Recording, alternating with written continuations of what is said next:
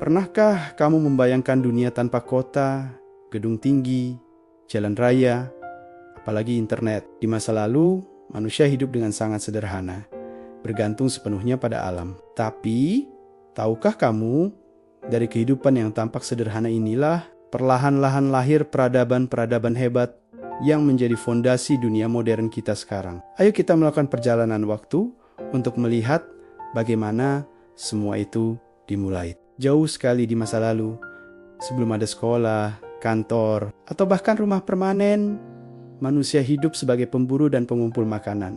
Mereka berburu hewan seperti rusa dan bison liar, menangkap ikan di sungai, dan mengumpulkan buah-buahan, kacang-kacangan, serta umbi-umbian yang tumbuh di hutan.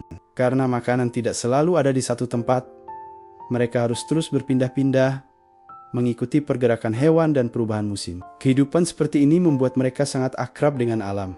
Mereka tahu kapan hujan akan turun, di mana hewan-hewan berkumpul, dan tanaman mana yang aman untuk dimakan. Kelompok mereka biasanya kecil, hanya terdiri dari beberapa keluarga. Tidak ada raja atau presiden. Semua orang bekerja sama untuk bertahan hidup. Kalau dapat makanan, ia dibagi bersama. Karena tidak ada ladang atau rumah yang bisa dimiliki, hampir tidak ada perbedaan antara si kaya dan si miskin. Anak-anak belajar langsung dari orang tua mereka. Mereka diajari cara berburu, meramu, dan memahami alam lewat pengalaman sehari-hari.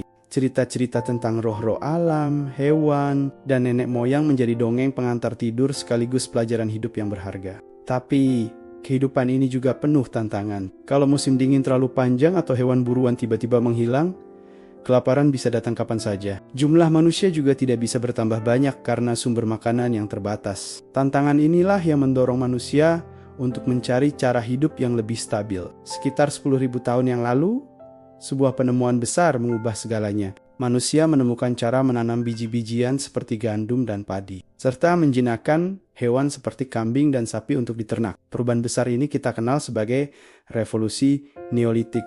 Dengan bertani, manusia tidak perlu lagi berpindah-pindah tempat. Mereka bisa tinggal menetap dan mulai membangun rumah-rumah sederhana. Perlahan, desa-desa kecil pun mulai bermunculan. Pertanian juga menghasilkan lebih banyak makanan dibandingkan berburu dan meramu. Kelebihan makanan ini bisa disimpan sebagai cadangan untuk masa sulit. Dengan adanya cadangan makanan, manusia jadi punya waktu luang.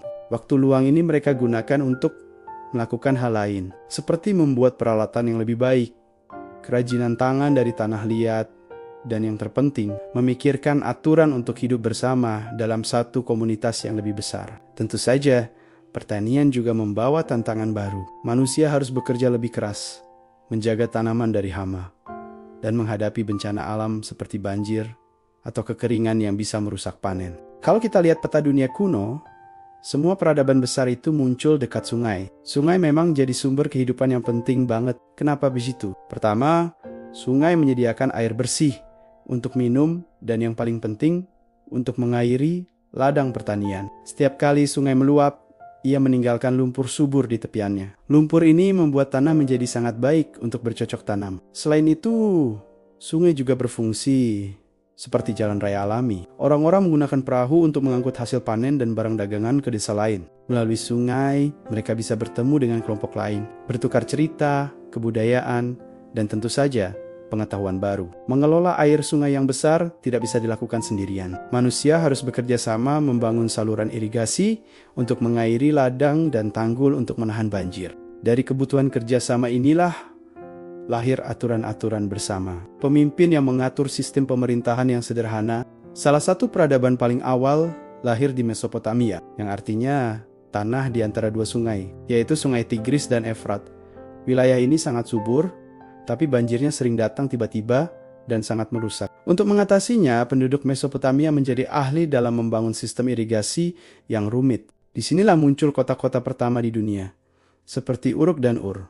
Kota-kota ini punya pasar yang ramai, kuil-kuil besar yang disebut zigurat, dan tembok pelindung yang kokoh. Untuk mengatur kehidupan kota yang semakin kompleks, mereka menciptakan salah satu bentuk tulisan pertama di dunia, yaitu tulisan paku atau cuneiform.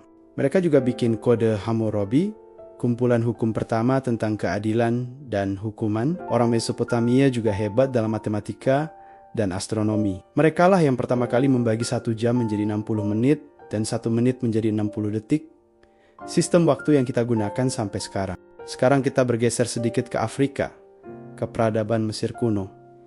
Kehidupan di sini sepenuhnya bergantung pada hadiah dari Sungai Nil.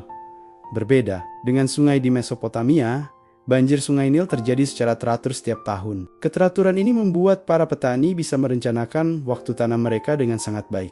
Mesir dipimpin oleh seorang Firaun yang dianggap sebagai wakil dewa di bumi. Orang Mesir percaya pada kehidupan setelah kematian. Karena itulah mereka membangun piramida-piramida megah sebagai makam untuk para Firaun. Piramida ini diisi dengan harta karun dan segala kebutuhan agar sang Firaun bisa hidup bahagia di alam baka. Selain bangunan yang luar biasa, bangsa Mesir juga mengembangkan tulisan mereka sendiri yang indah, yaitu hieroglif, serta memiliki pengetahuan yang cukup maju di bidang kedokteran dan matematika. Selanjutnya, kita terbang ke Asia Selatan, ke peradaban lembah Indus yang misterius. Peradaban ini berkembang di sekitar Sungai Indus, di wilayah Pakistan dan India modern. Kota-kota mereka, seperti Mohenjo-daro dan Harappa, sangat luar biasa. Jalanannya lurus dan tertata rapi, dan yang paling mengagumkan, mereka sudah punya sistem saluran pembuangan air limbah yang canggih, mirip seperti sistem sanitasi modern. Uniknya,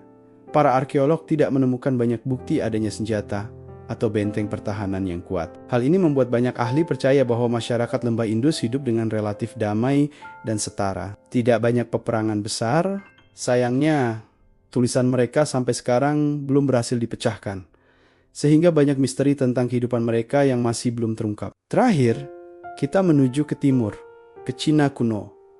Peradaban awal Cina lahir di sekitar Sungai Kuning atau Huanghe.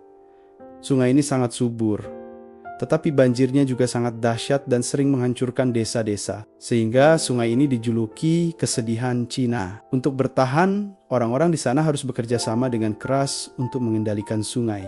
Pemerintahan di Cina diatur dalam sistem dinasti, di mana kekuasaan diwariskan dari ayah ke anak. Mereka juga mengembangkan sistem tulisan mereka sendiri, yang menjadi dasar bagi tulisan Cina modern. Dari peradaban inilah lahir penemuan-penemuan hebat seperti kertas, sutra, dan kompas. Usaha untuk mengelola sungai yang sulit diatur ini justru membuat negara menjadi lebih kuat dan terorganisir. Jadi, apa hubungannya semua ini dengan kita sekarang? Ternyata besar sekali ide tentang hukum, kota, pemerintahan, dan teknologi modern yang kita nikmati hari ini, semuanya berakar dari peradaban-peradaban awal di tepi sungai itu. Bahkan sampai sekarang, banyak kota besar di seluruh dunia yang berdiri di dekat sungai. Sejarah kelahiran peradaban mengajarkan kita satu hal yang sangat penting. Kerjasama dan kemampuan beradaptasi dengan alam adalah kunci bagi kelangsungan hidup manusia. Dari seorang pemburu sederhana yang hidup berpindah-pindah, hingga menjadi pembangun kota-kota besar yang megah.